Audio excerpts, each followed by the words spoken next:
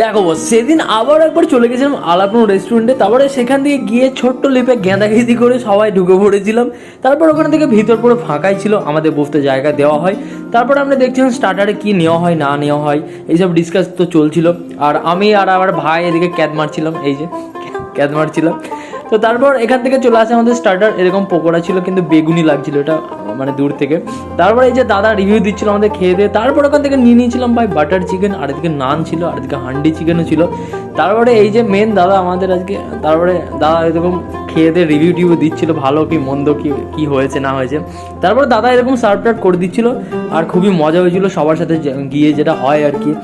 আর তারপরে কি যা হয়, ছেলেপুলে পুরো খেয়ে মানে চেটে পরিষ্কার করে দিয়েছে, আলাদাই ব্যাপার। তারপরে এই যে দাদা আরেকবার রিভিউ দিচ্ছিল যে ভালো হয়েছে, খুব ভালো হয়েছে।